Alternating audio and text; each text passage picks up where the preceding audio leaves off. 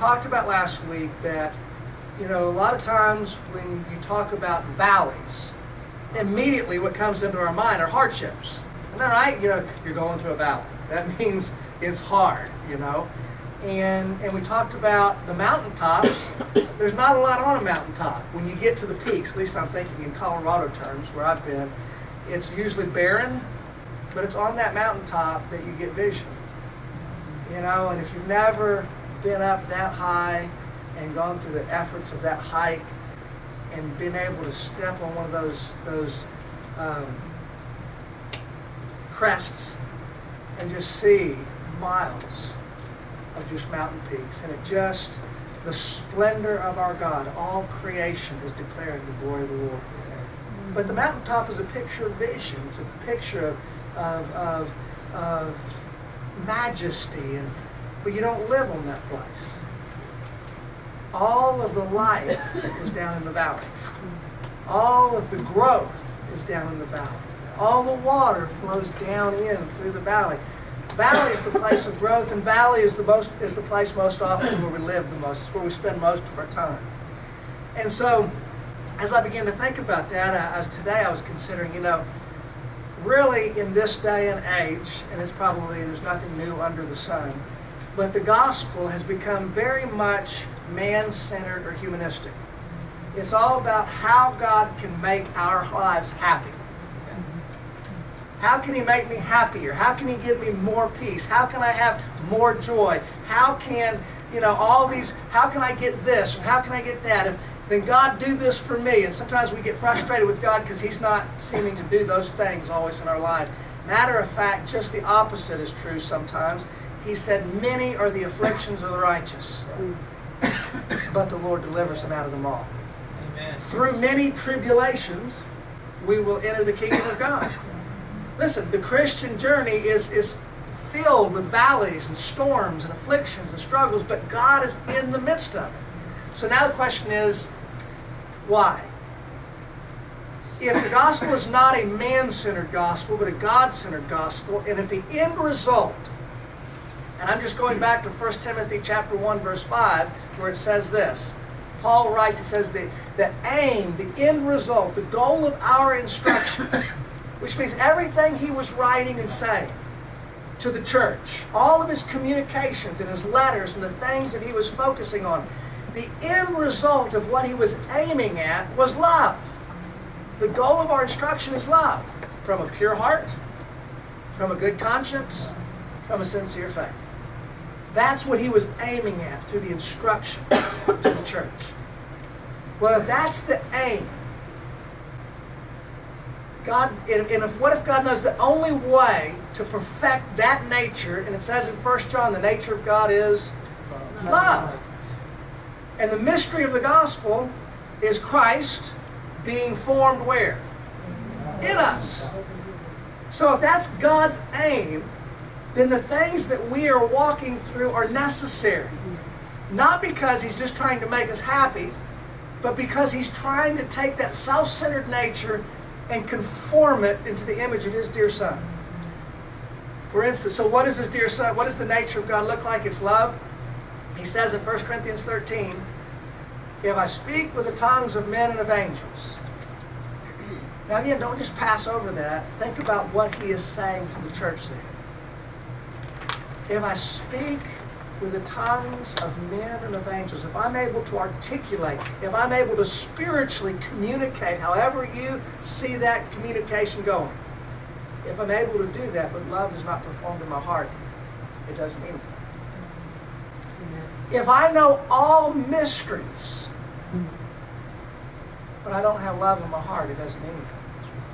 If I give up my possessions to the poor and my body to be burned, but love is not conformed into my heart. So what he's saying, the other side of that, you can do all these things, but not have love. All right, well, what is, all right, this is important. What is love? I mean, there's a lot of ideas of love. I mean, it's emotional. No. He says, I'm going to define it for you right here. Love is patient.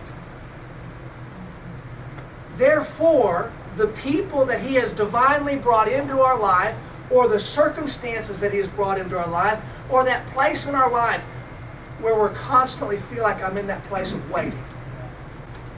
God says that's necessary for me to produce patience in you. And when you get outside of that and you act in impatience, and I think, again, you have to be convinced of this, God is not looking over your life saying shame on you. Because the moment we hear shame on you, what we hear is rejection, and we begin to resist the correction of God. And how do we resist it? By making excuses for why I was impatient, why I was this, why I was that. When I recognize that God isn't saying shame on me, He's leading me to a more excellent path, then I can receive that correction. Lord, I see this coming out of my heart. And I know that it didn't surprise you. Lord, you've allowed this not because it catches you, it's because you want me to see what's there and you want me to come to you with it. And then He takes us into a place where somebody takes advantage or does something or says something, and you have the opportunity to be unkind. And we all know, listen, most often this happens with people that we care about and people that we know. And what happens when you get frustrated with somebody you know how to kind of push that button right back to them. Or maybe we should just settle in on our families, our husband or wife or parents or children. We know how to kind of punch that button and say this and be unkind. And I'll tell you this, my home, just like your home, is your seminary. That's where it's being walked out. That's where you're learning and growing. And so I'm learning to become, my wife is learning, I have to use the other analogy. My wife is learning to be kind toward me, sometimes when I don't deserve it, And so as it continues to unfold, doesn't take into account a wrong suffered. How can you not take into account a wrong suffered unless you suffer wrongly? But here's the end result of that. And I've thrown my life on this. I believe it. And I used to believe it by faith. Now I believe it because I'm beginning in my life to see the fruit of it. Love. Never. Never. Never. Without exception, never fails. And when I allow that cross into my life, which comes through the valleys, when I allow it, when I embrace it, when I let it have its place in my life, the end result of that is that I walk in His love, and the fruit of that is, it does not fail. Ask whatever you will. You want your family saved? Ask me. When you and I begin to walk in that place of love, and I want you to know this as we get into this word, it's supernatural. Listen, you want to talk about supernatural and miracles and this and that. To walk in love is a supernatural walk of God. And to see it, and then to see the mirror of our own life, what does it do? It throws you in dependence upon God. Only you can do this in my heart. There's a passage in Zechariah chapter 4 where it says, not by might nor by spirit, but by my spirit, says the Lord. It goes on to say, He will lift up the top stone, speaking at the creation of the temple, with shouts of grace to it. And I truly believe what that means is as we're walking through this journey, we are a heavenly temple being built up as a spiritual household, tabernacle for God. And as we continue this journey, there's coming a place where we're going to let go of this earth suit. And we'll step into eternity. And when we see God in all of His glory, and He meets us in that place, the only thing we will be able to say about what has been accomplished in our life is not, look what I set my will to do. Grace to it. Whatever has happened in my life is by the grace of God. Because I know that this walk is impossible unless He do it in me. So, look with me in Psalms 84. And as we consider the journey of the valleys, I want to share, and I'll probably say this a couple times before every time we get into these valleys because it's kind of the foundation. Remember last week we looked at Jeremiah chapter 2. That was the springboard. And verse 23, and he says, look at your way in the valley. And he was talking to the church. He was talking to believers. He was talking to Israel. And he said, listen, if you start in chapter 1 of chapter 2, he says this. He says, I remember the days of your youth when you came after me in the wilderness. What he was saying was, I remember the day when I was personal to you, when you were in love with me. But then what happened is you got satisfied, you got content with the ritual and the routine of religion, and you lost sight of me in the midst of it. You lost sight of relationship. Anybody ever had that struggle? Anybody ever get caught in the routine of faith? Showing up on, what is tonight? Wednesday night. You know, we've been doing this for what, 12 years, at least 15 years? And it's easy to get caught in a place of, oh, it's Wednesday night. Okay, I just go do this, and we show up without the anticipation, without the hunger. And God says, I remember a time when there was a hunger in your heart. I remember a time when you looked forward to just looking for me in the Word. And now it's become a devotion time. You're just trying to get through it quick enough to move on. That's what was happening in chapter 2. They were going through all the sacrifices, the routine, the rituals of religion, but they had lost sight of the personal relationship. And he says to them, look at your way in the valley. What's coming out of your heart when the pressure is on you? And then we also look back at Deuteronomy chapter 1, and we laid this foundation. The reason I want to lay this foundation is, when we're talking about the valleys, the question is, what are we learning and growing through the valley? What are we gaining through these valleys? Because you can go through hardship, and one of the saddest things is never gain the lesson from what it is you walk through. The children of Israel, and here's the example, and you can see it summarized in Deuteronomy chapter 1. The children of Israel were slaves in Egypt. Without going through this whole story, they cried out to the Lord. God delivered them, brought them through the Red Sea. They began to walk through the wilderness, and God from the very beginning had given them a promise. What was the promise? I'm going to deliver you from the land of Egypt, and I'm going to take you to a land flowing with milk and honey. From the very beginning, that was his promise. I am taking you to another place. And as they walked through the wilderness, they came to the Jordan River, and it says they had decided upon 12 of the most reputable men, one from each tribe, to send into the promised land, not to decide whether they could or should, but how they should go up. So they go into the land, they search it out, and they say, when they come back, they say, guys, this land that God promised is everything he said it would be. It is a land flowing with milk. They even brought back some of the grapes and stuff, and they said, look at this stuff. And then they said this, but you can't have it.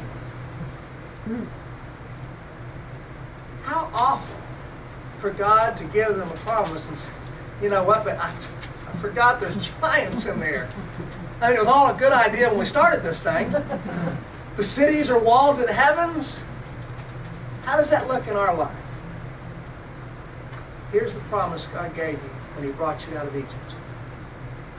He said, I'm taking you to a land flowing with milk and honey. The end result of what I'm aiming at is I'm going to change your heart and bring it into conformity of my dear son. Well, that all sounds good, but that can't happen. Oh, well, you say, well, I wouldn't say that. All right, well, let's take a passage of Scripture. Jesus looks at the religious people of his day, and he said, you have heard it said in the law, thou shalt not commit adultery. But I say to you, if you look upon a woman to lust for in your heart, you've committed the act already. Now, guys, listen, I've grown up my life in the church, and here's inevitably what I hear. Oh, you know.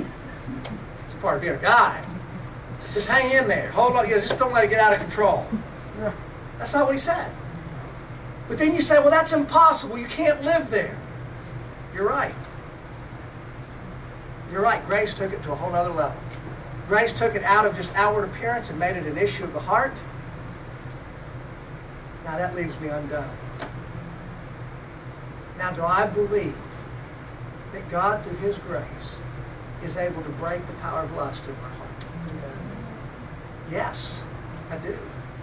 Now let me tell you what I'm not saying. I'm not saying that we're not going to be tempted in various ways, all of us. There is temptation. That's a part of this journey. That's a part of the flaming missiles of the evil one. And temptation is not sin. Listen, so often, and again, I'm using the area of lust, it can be something else, jealousy, anger, whatever. But right behind that temptation, I'm just going to take the idea of lust, that thought comes into your mind of lust, and then right behind that comes, I can't believe you'd have such a thought. You must not even be a Christian to think like that.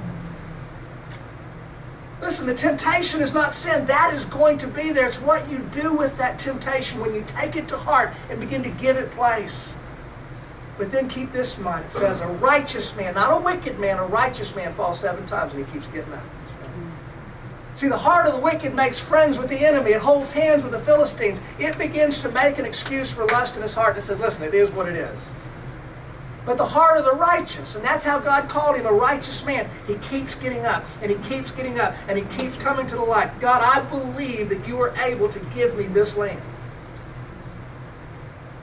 So, in Deuteronomy 1, they come to this place, and the 12 spies come back, and they say, it was everything he promised, but you can't have it. It says the heart of the people were discouraged. And then it says this, Moses stood up.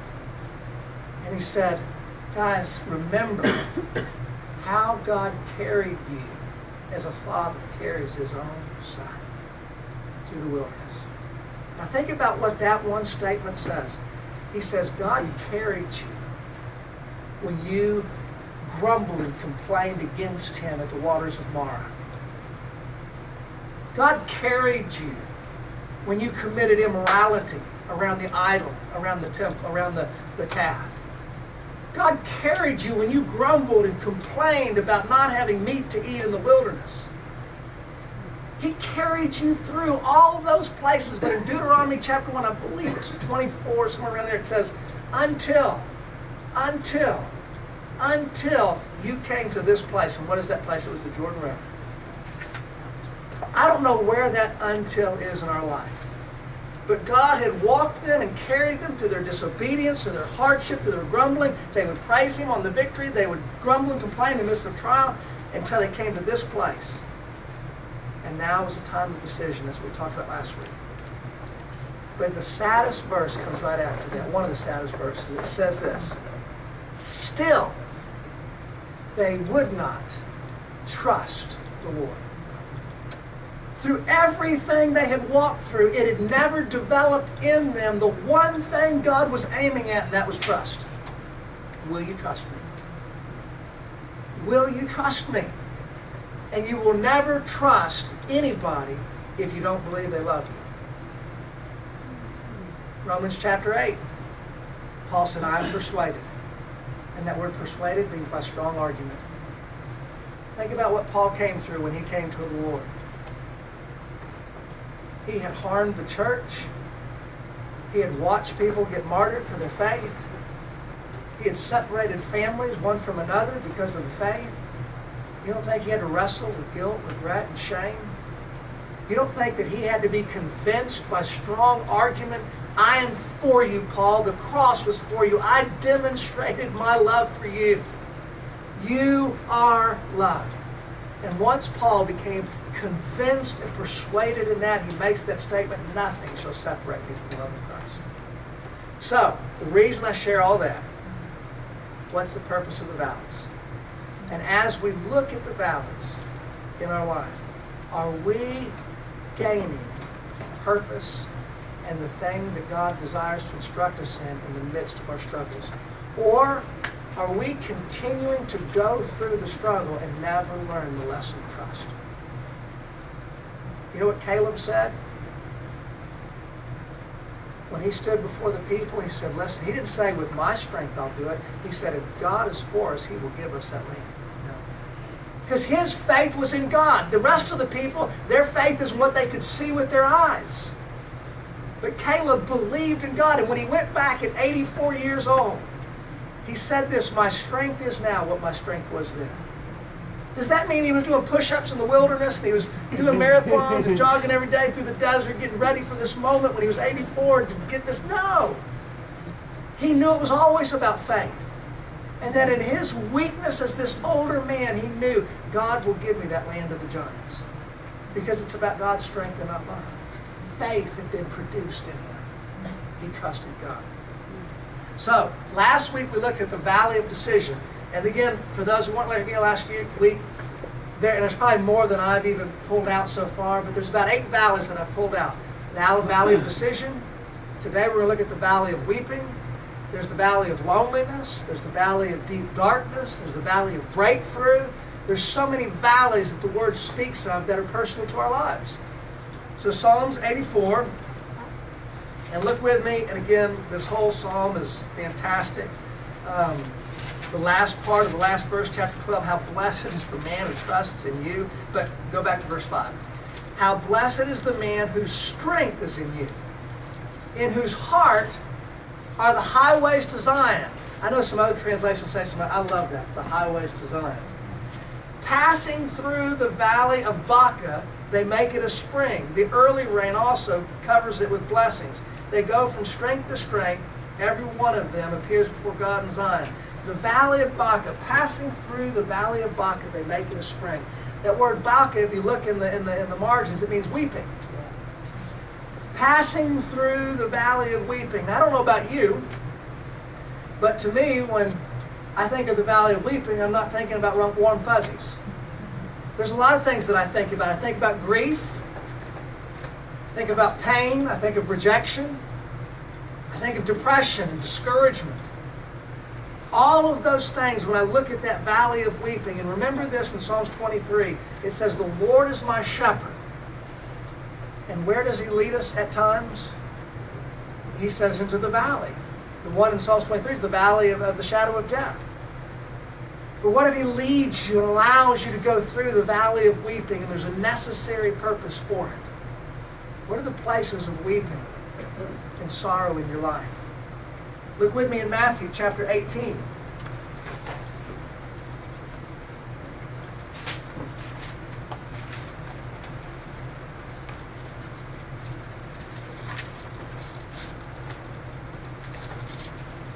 Now, I'm making friends with a new Bible, so you have to give me a second to find what I'm looking for. We're talking the Valley of Weeping. Valley of Weeping. Or is it? Yeah, stumbling blocks. Okay. Verse.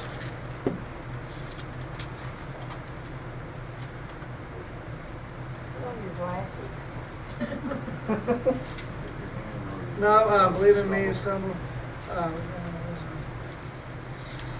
Verse. Let's just start in verse 1.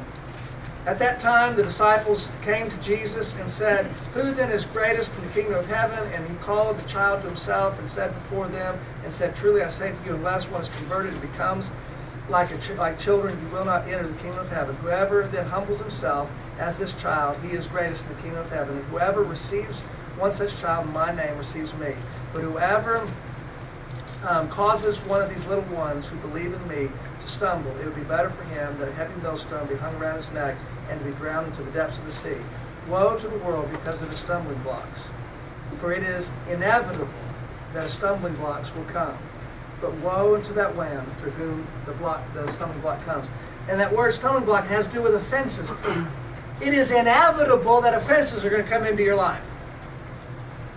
Listen, sometimes it's not necessarily things that are said. Sometimes it's things that aren't said that are hurtful. Have you ever been offended? Ever been rejected? It's inevitable. It's going to come into your life. And a part of the journey by gathering strength through the valley of weeping is learning to forgive. He goes on to tell a parable. At the end of this chapter, he said, listen, there was a king who was settling debts, and one of his people came to him, and they owed him more than they could ever pay. And he said, "Have mercy upon me, and I will repay you all." And the king felt compassion for him and had mercy upon him. And he left there, and there was a man who owed him very little. And he held that debt against him. He beat him and put him into prison. And his friends found out about this story, and they told the king, and the king calls him back in front of him. He said, "I had mercy upon him. I had compassion." And you didn't have compassion and mercy. And then he says, bind this man hand and foot, put him into prison. He says, give him over to the tormentors until the last cent is paid.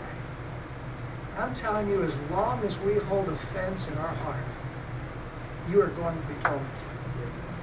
And the only liberty and freedom you're going to find from that prison is when you release those and forgive those who have harmed you. And guys, listen, when it comes to parents, I want you to know this, there are no perfect parents. I try to be as perfect as I know how to be, and that I'm a complete failure most of the time. I feel like it.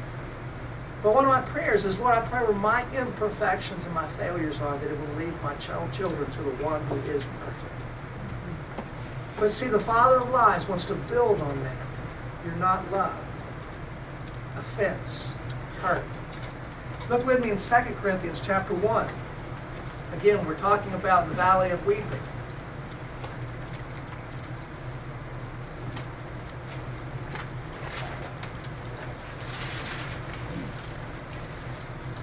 Wait. 2 Corinthians chapter 1. And I don't have this one written down, so I'm going to have to find it. But the next thing I think of when I think of weeping, and I'm reminded we even talked about this briefly when we read Psalm 119, where it says, my soul cleaves to the dust, and how a lot of times in the scripture, dust was representative of sorrow, of grief. When they were mourning, they would throw dust upon themselves and ashes. They would rent their clothes. And sometimes we really don't give place to grief and sorrow. And it's a part of the journey. It's a part of our walk. It's a part of our life. And so as I think about that valley of weeping, something that I've thought about recently, I'm guessing, let me start in verse 5. For just as the sufferings of Christ are ours in abundance, so also is the comfort abundant through Christ. But if we are afflicted, it is for your comfort and salvation, or if we are comforted, it is for your comfort, which is effective in the patient enduring and the same sufferings of which we also suffer. Verse 8, for we do not want you to be unaware, brethren, of our afflictions which came to us in Asia, that we were burdened excessively beyond strength, so that we despaired even of life. Now think about that. Here's Paul, the same one who wrote, rejoice in the Lord always. Right here, he writes to the church, and he said, we were at a place because of the afflictions that we were enduring, that we despaired even of life. Isn't that encouraging to know? Because listen, within the church, when we hear the word despair, or depression, or oppression, it's like we can't talk about it. We can't feel those emotions. There's a guy named, I think it's Don Francisco, but Bob McLeod even wrote a song, Even Christians Get the Blues. You know, that sometimes emotionally, and that's what depression, it's an emotion that comes in like the tide, and with some they struggle a lot more with it than others. But it's a part of the human emotion, the part of the experience, and it doesn't mean you have a lack of faith because you're despairing in your afflictions and your struggle. But Paul also recognized this as you continue reading. He recognized that the afflictions that he was going through were necessary in order for God to produce what he was seeking to produce in them and through them. And he knew that at the same time there was despair and affliction, that God had given him the comfort of the Holy Spirit, that God was with him in the midst of it. And when depression becomes a real enemy of our soul is when we lose sight of the fact that he has given us a comforter in the midst of it. That's when the waters seem to go over our head, but even in that place, he says, I'm a foothold for you. The valley of weeping. Look with me in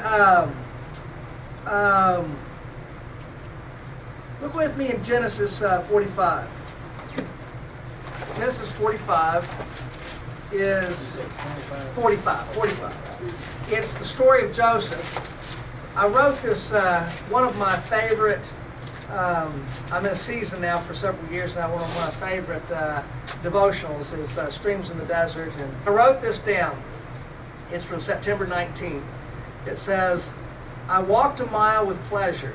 She chattered all the way, but left me none the better or wiser for all that she would say. I walked a mile with sorrow, and narrow words said she, but oh, the things I learned from her when sorrow walked with me. Listen, sorrow, just like when we speak of the valley, sorrow and suffering is a part of this journey. And again, if you've never read the book Hind's Feet on High Places, I don't read very much, and like I said, I'm a very simple man, but Hind's Feet on High Places is one of the classics of at least my own Christian faith, and it speaks about a lady, it's an allegory, named Much Afraid. And Much Afraid believed and wanted the shepherd to take her to the high places. Wait, Problem- spoiler alert. Mark hasn't read it. Uh-oh, who's reading it? Spoiler alert. No, How far are you? How far No, are I you? read it, but I'm just All right. saying, spoiler alert. But You haven't. that's right. Put your fingers in there. But she's crippled and disfigured, and how is she going to get there?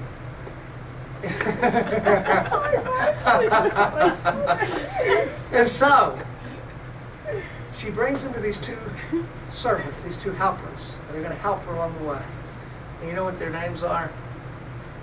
Suffering and sorrow. But I won't tell you who they become at the end of the story. Yes. But who they start is suffering and sorrow.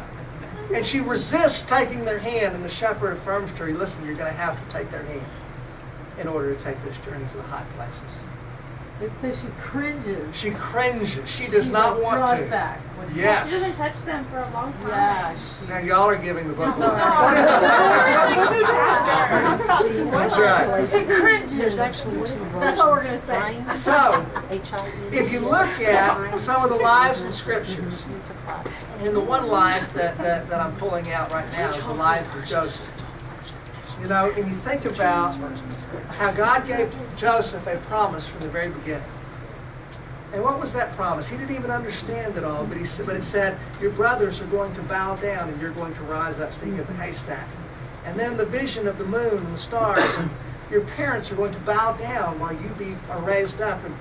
And everybody felt uncomfortable with that dream. And you know what? How was God's journey to get him to that place?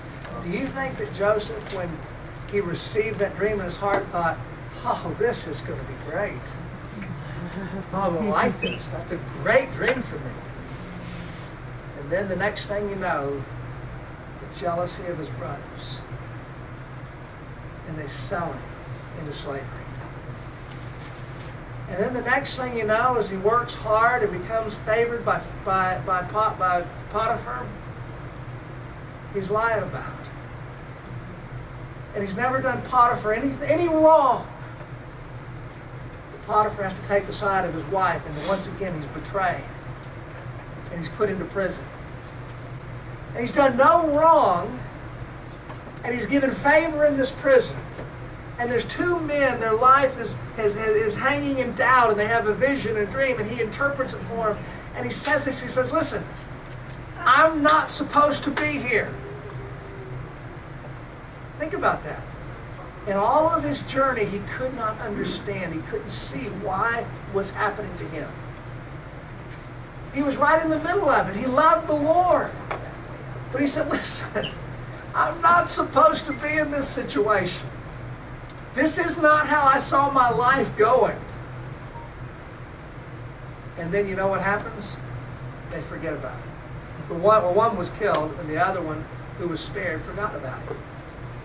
You know why he forgot about him? Because what God needed to do had not been completely accomplished yet. Think about the weeping and the sorrow of Joseph's life.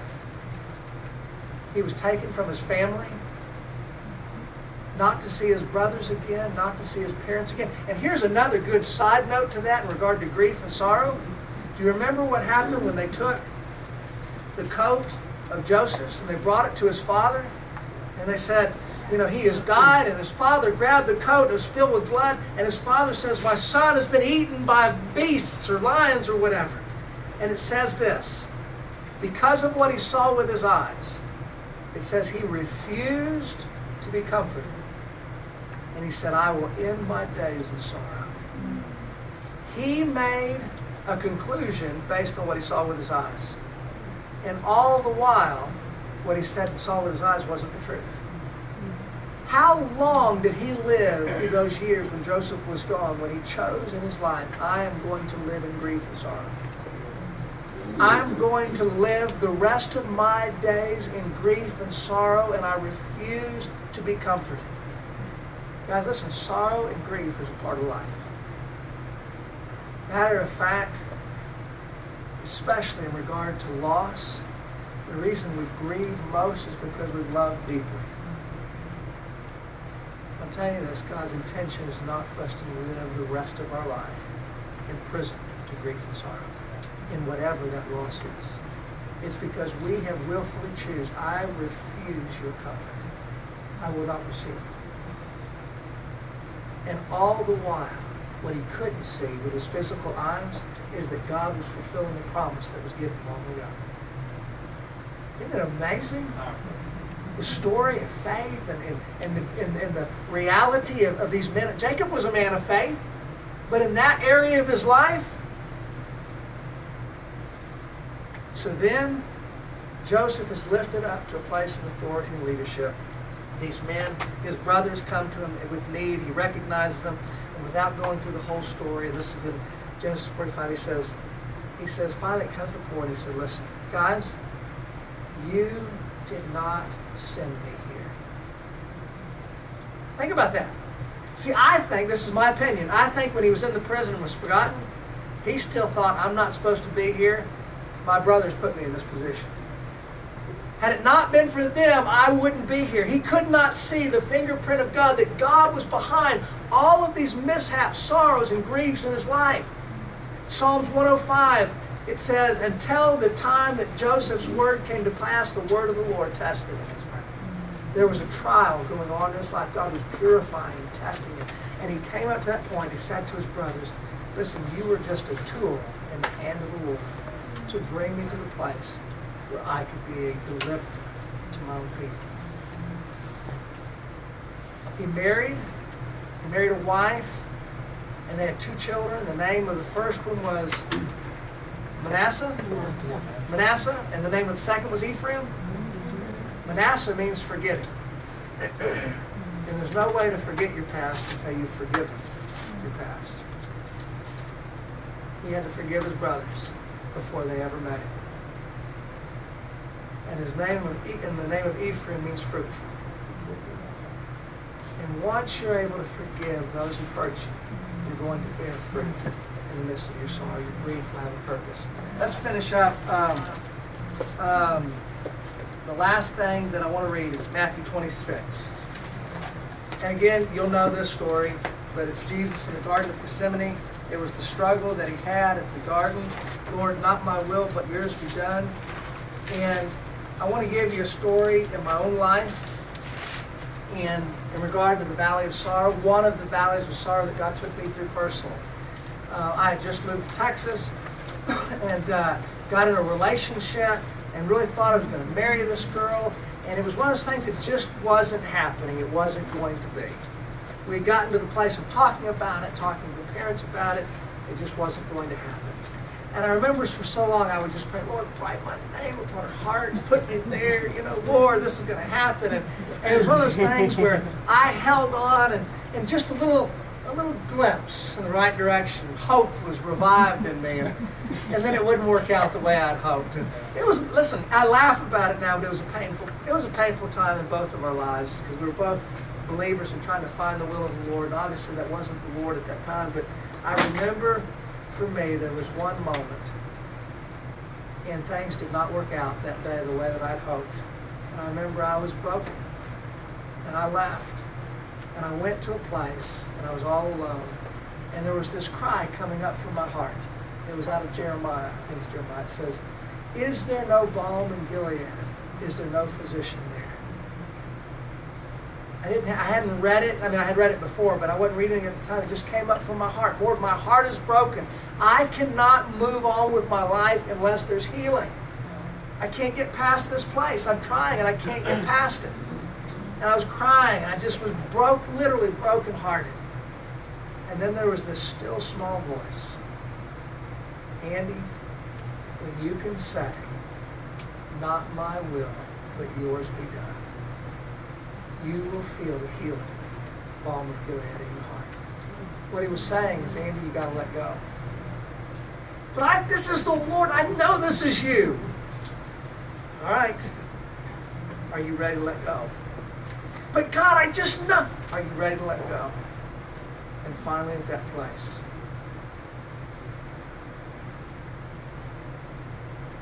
and that was the healing place for my life. I had to turn it loose. Lord, I can't make it happen. I can't make it go the way I think it should go. I've got to let go. And that balm came into my heart. And it was the process still. But that was the beginning place. And I see Jesus in this garden. Now think about this. All he had ever talked about was the cross. But he comes into this garden, he says, if there's any way this cup can pass from me, it's of my opinion. I don't even think that he was talking about the cross necessarily as much as it was what he knew was going to happen at a moment on that cross. See, as he yielded himself, Lord, but not my will, but yours be done, there was a grace that was upon his life, a grace that kept him when his beard was ripped from his face, a grace that kept him as he was spit upon and beaten, a grace that kept him, as you've seen, the movies that were probably not even near what it was, stripped him of his skin and beat him, a grace that kept him as he carried the cross as far as he could and had help from somebody else to get up there. A grace that kept him as he was nailed to it and it was dropped in its stand, but there was a point where sin was transferred. The filth of my life and your life was put upon him. The most awful thoughts that you've ever entertained in your mind that you would never want another soul to ever hear or to know. Those things done in darkness that you never want brought to light. It says, he who knew no sin became sin for us. Not the idea or the symbol, but he became sin. And he experienced the full wrath of God. And when I think he saw in the garden this moment, my God, why hast thou forsaken me? See, in John chapter 1, it says, in the beginning was the Word, and the Word was with God, and the Word was God. By him and through him were all things made. And even when he took upon himself flesh and blood and walked in this earth, it says he communed all night to God. He said, I don't do anything that I don't first see the Father doing, and I don't speak anything that I don't first hear him speaking. There was a communion because there was no sin between he and God. There was a clear communion even when he surrendered himself to flesh and blood. But in that place on the cross when he became sin, that's what he desired. God, if you could just cause that to pass. But Lord, I surrender to your will. Because he knew that at that point, there was a separation. And the full brunt of the wrath of God would be revealed against him. But because he was without sin, sin could not hold him. And the penalty of death could not keep him. And because he endured and submitted himself in the place of sorrow, he was able to raise with the eternal reward of those that would come and be redeemed because of his sacrifice. And I want to encourage you, listen, the Valley of Weeping is a place we all must go. And I've just kind of touched and scratched the surface of it. But we're all going to experience grief and sorrow. It might be the loss of someone we love. It might be the loss of an opportunity, a thing. There's all kinds of losses we experience. It might be letting go of offenses, unforgiveness, and choosing to forgive in that place of sorrow. But it's a place that we all walk. And the end result of that valley is God saying, will you trust me? It says in Psalms 84 where we started, blessed is that man who walks through the valley of weeping and who makes it a spring. You know what that means? It means in the place of his suffering and sorrow, there's a spring, there's an internal spring that comes from that. It's not that his situation has changed. Joseph walked through that place, but there was something that kept him. There was an anchor to his soul. There was a sustenance in his spirit. There was a joy in that being. And he says they go from strength to strength because it's in the valley of weeping. Just like if you read 2 Corinthians chapter 1 and 2, when Paul talks about the afflictions and the despair and being oppressed, there was a place that he was leaning upon from strength to strength that caused him to reach outside of himself and lean upon God. In the same way, your sufferings, it will say, just like it says in Song of Solomon, here she comes, leaning upon her beloved. Because you recognize, I cannot make this journey without the strength of God. And what you will find in your valley of weeping and suffering and sorrow is that his strength is sufficient for your trial. And from that trial will spring forth gratitude and joy and thanksgiving. The valley of weeping. Let's pray. Father, we thank you for this evening. We thank you for your word. Lord, I know as we sit in this place, we have all experienced at different times that place of weeping and sorrow. It's come through different circumstances, through different happenings in our life. And Lord, maybe there's some who just haven't had understanding of why. And maybe tonight, Lord, you've given some understanding of the necessity of those places, that it's a part of the journey. It's inevitable that offenses are going to come, pain and hurt. It's inevitable that there are those places of surrender and Joseph not understanding why he was going through what he was going through, but having to find hope that God, you had divine purpose. And it wasn't until he had come through it and was able to look back and see that it wasn't his brothers that had done this to him. It was the hand of God that had led this whole way in order to fulfill a promise given to him as a young boy. Lord, I pray that tonight that you would help us to look at our way in the valley. Lord, if there's any one of us walking through a place of sorrow, Lord, that we would begin to be honest and examine our heart and what's coming out. Are we striking out at people? Are we becoming embittered internally? And Lord, that we would come to you with that and that you would bring healing. Lord, I pray that in the midst of grief that none of us would be like Jacob, who made a decision based on what his eyes could see, and he just refused the comfort of God. He was unwilling for you to meet his need. Lord, that we would be willing for you to meet us in that place. God, we thank you for this day, this evening, and Lord, as we walk away from here, give us something to grow with and think on and consider. In Jesus' name, amen.